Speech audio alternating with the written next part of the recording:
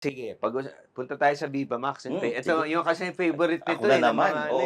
Tsaka ito, Sino- itong mga to. Itong mga to, parokyano ng Viva Max yan. Stan, sino bang favorite mo na ano? Na Yan! Viva Max. Ako Yan! ako Yan, yan, gusto ko nag-interview eh. malaman. Gusto ko malaman Sino yan. ang Gusto ko top malaman 3? yan. Top 3? Viva Max Babes. Hindi kasi ako masyadong nanonood. Pero ayon kay Glenn, tsaka kay Derek, no? Sabi nila, si Asi Acosta daw ang gusto nila. Tsaka si Angelica. And then si sino ba yung binanggit mo sa akin, Glenn? Anong pangalan nun? si Angela Morena ba yung sinabi mo? Yun, yan. Sino ang meron ka bang muse pagdating sa Viva? I'm sure lahat naman okay katrabaho, pero meron bang masarap ka, nagagalingan ka umacting? Hindi, nagagalingan ka. Masarap ka trabaho. Masarap.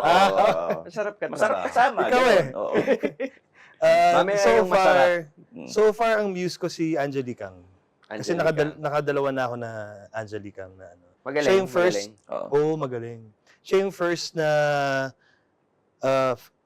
na Viva Max na na film ko, which is Eva. Siya yun. Tapos ngayon, nagti-TV na eh, no? Kaya so proud. I'm so proud of her. Kaya at least kaya nagti-TV na siya, di ba? Yeah. So parang medyo nagta-transition na siya. Yan naman ang dream ng lahat ng Viva Max stars. Tsaka yung pelikula talaga. Oo. Isa ko pang muse si Chloe Jenna. Kasi siya din yung nag-start yun sa actually Lampas Langit. Hindi namin in-expect na si Boss Vic yung nag-cast sa kanya dun sa role niya. Boss Vic naman ang lagi. At the end of the day. Last say. Pero ito hindi, kasi parang nung nagbibigay kami ng ganyan ng casting, biglang, kasama namin si Chloe. Si Chloe, ba't hindi yan siya ilagay niyo dyan? Sabi ko, talaga boss? Nagulat din ako kasi yung role medyo mahirap eh. Kaya yun yung naging big break ni Chloe. Tapos syempre ako din yung nag-direct ng launching film niya, yung Ligaw na Bulaklak. Sa Viva Max, sa mga nagawa mo so far, ano for you yung pinaka matinding love scene na eksena? Na ginawa mo? Pwede mo bang i-describe ng general, Nang very technical lang. No? Technical lang. Paano ka ba mag-direct ng love scene? Oo.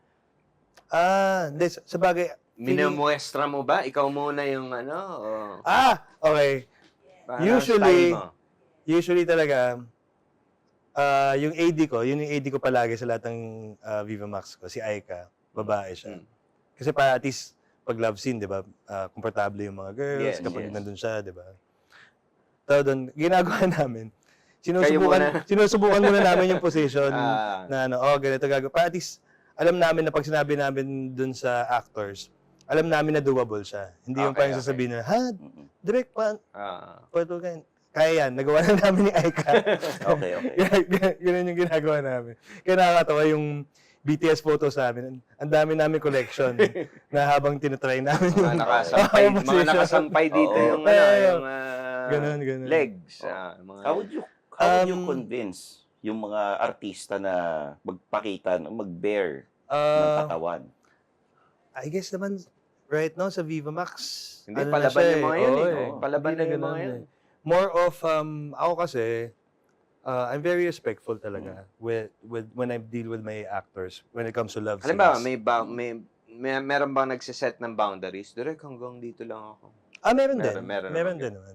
Pero at the same time, like yun nga, tinatanong niyo ako kanina, ano yung favorite love scene ko? Ano yung pinakamatindi? Paano yung... I guess, dalawa, siguro, pinakamatindi, feeling ko parang pinakamatindi pa din sa Eva. Kasi nga nung dinevelop na yung Eva, ako na mismo nagsabi din sa producers ko at sa writer ko na, Direct Dennis kasi nagsulat ng Eva. Pero concept naming tatlo, nila Lou, sabi ko, Direct, gusto ko ng ganitong eksena kasi para talagang mapakita natin yung psyche. Kasi Eva kasi is all about sexual discovery ng isang maid. Okay. So parang gusto ko mapakita yung psyche ni Eva na parang ini-imagine niya how it... Kasi nag-explore pa siya eh. Kasi hindi niyo pa napanood ni Eva. Hindi pa. Hindi pa. Sige, papanoorin. Kasi parang si Eva, nag-work siya sa isang model who's a pansexual. Tapos na may inuuwi siya iba't ibang persons. Una lalaki, tapos biglang naging babae, inuwi niya. Tapos after that, trans man, ganyan. Iba-iba yung mga inuwi. Yes, Tapos yes. siya nakikinig siya, tapos ini-imagine niya kung ano yung ginagawa. Sa kabilang kwarto. Oo, habang pinapakinggan niya, ganyan. So parang may isang scene doon na parang habang naglilinis siya, tumigil siya, tinay niya, nag-fantasize siya on how it is being in the shoes of nung amo niya. Okay. So yung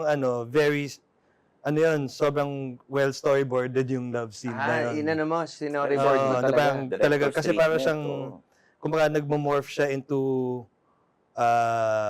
her boss. Into reality. Oo. Ganun. Oo, parang ini-imagine niya yung boss niya, tapos biglang yung boss niya magiging siya. Okay. Tas Okay. na niya yung person Mahirap, na yun. komplikado. Tapos after that, sa dulo, labo-labo na, biglang naging siya na lang yung nasa gitna. Nandun parang na lahat. sinandwich siya nung mga Ayun. kasama. Parang gano'n. Tapos nag-change lang yung mga partners and stuff. So parang ni-imagine niya lang what it feels like to be her boss, na very sexually liberated. Parang gano'n. Pero, yun nga, talagang nung nag-shoot kami, sabi ko, ibigay niyo sa akin yung buong hapon just for this one scene. Sabi ko, Okay. madaliin niyo na ako sa lahat ng mga iba nating eksena. Itong eksena na to. Ganyan. Tapos tipong, sinabihan ko na din yung mga artista. Kasi ito yung parang siya, all-star cast siya na scene. Okay. So lahat sila nandun. Ilan yung nagla-love scene? 1, 2, di lang. 5? 6, 6, 6 yung nagla-love scene? Hindi, pero Papanoorin ko na mamaya yan. nag-change eh. So parang sabi ko ganyan, guys, sorry, para mabilis tayo. Diyan na lang kayo, naka-robe lang sila. Hahatakin ko lang kayo pag kailangan ko na kayo for the shot. Okay. Para mabilis tayo. So parang set up, ganyan, ito yung shot. And then, inano ko din naman sa kanila. Sinabi ko din sa kanila, I had to explain na ito yung shot, okay lang sa inyo, na ganyan. Siyempre lahat naman sila matatapang naman eh. Sino mas mahirap i-direct, lalaki o babae pagdating sa love scene? Lalaki. Mas maarte yung Mas lalaki maarte. minsan. Mga lalaki. Mas hindi conscious sa babae. Weirdly. Mas sila siguro, mas in control of their bodies. Parang ganun. Parang mas confident sila sa Yung mga babae. siguro. So pag yung dalawang girls, di ka nahirapan. Hindi din naman. May times kasi may mga ibang girls na hindi pala nila gusto. Yung girl on girl. Girl on girl. Tapos may isa pa nga akong... Si di ba? In-interview natin si Jem Jem Milton. Jem Milton. Sabi ko, girl on girl. Sino mas okay? Ayoko ng girl on girl. Sabi, hindi daw siya enjoy. Menong ganyan. Buti nga, hindi siya nag-back out. Kasi nga parang, I guess nabasa niya yung script. Pinarevise ko, pinadagdagan ko. Hindi niya nakita nung final script na, direct, may ganito palang eksena. Sabi ko, nandun na siya. Usually, before, pag nakikita daw siya ng gano'ng eksena, nag-back out siya. Ayaw kasi niya. But then, since love daw niya ako, gagawin daw niya for me. Et na tayo sa bulungan natin. Nako. Sige. Meron ka bang? I am a stand here. Sige, ito. May mga, sabihin ko sa yung mga secrets ni Angeli. Joke lang. Hindi. Meron ka ba nilligawang artista before or singer na hindi na ibalita? Yan! Niligawan lang? Ay, naging jowa mo. Ganun. Pwede rin. Alam Hindi mo, na lalabas na dito, para lang malaman mo, lahat ng naging guest, season 3 na kami ngayon. Oo. Lahat ng guest namin, walang nagreklamo dahil hindi lumabas. Hindi narinig. Okay. Tinanong ko nga si kung bading si ganyan eh. Oo.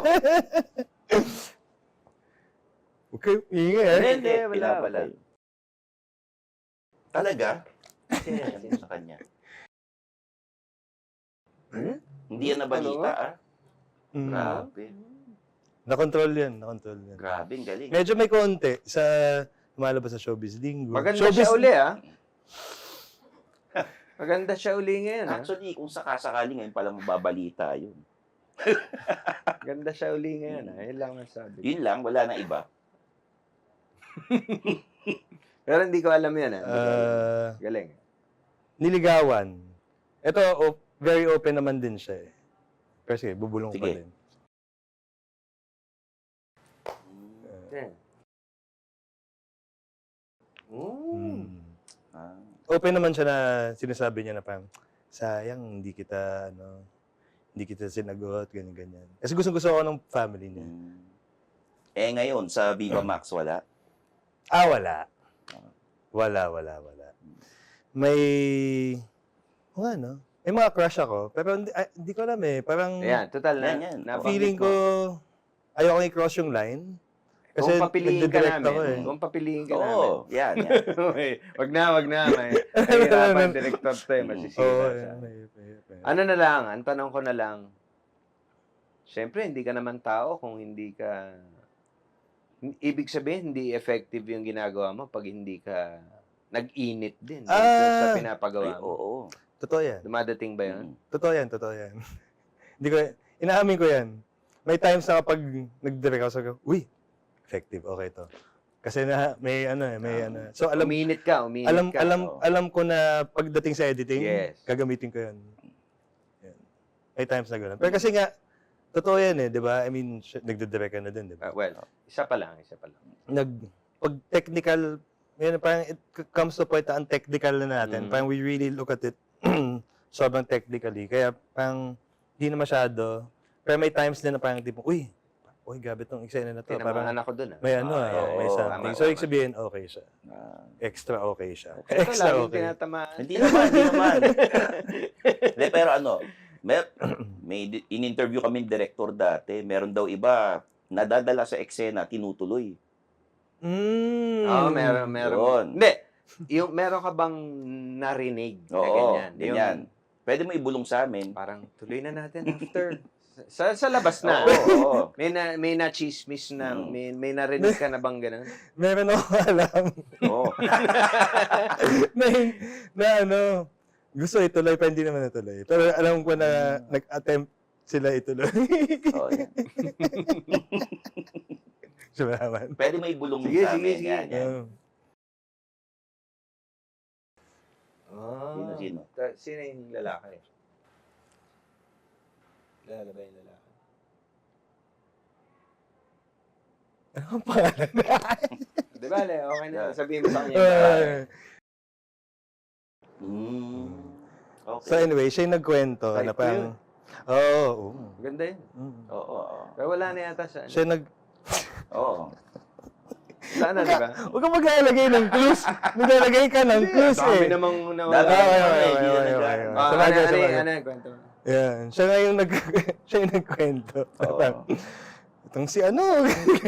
Bakit di natuloy? Siya nagkwento. Itong si ano, gusto ituloy. Ganyan. Pandemic. Yan. At at the same time, paano nga ba? Nakabantay yung manager. Hindi. Ganito yan. Alam ko eh. Kasi, di ba nandun ako? Pag-cut ko, pagtingin ko, natanggal na yung ano eh. Plaster. Oo eh. Tapos ano eh. So, sabi ko, uy, tinabunan ko ng Iba na. bakit natanggal yung kumiskis yan? So, hindi na ako na-shock nung kunento sa akin na gano'n. Pero hindi naman natuloy. Parang, Sana, ang balita ko hindi. Ako kung natuloy talaga, pero... Meron bang natuloy? Hindi daw. Mas Ay, may marshals. hindi, mahigpit nun. Mahigpit nun. pandemic Pagka, yun eh. pinapagalitan kami.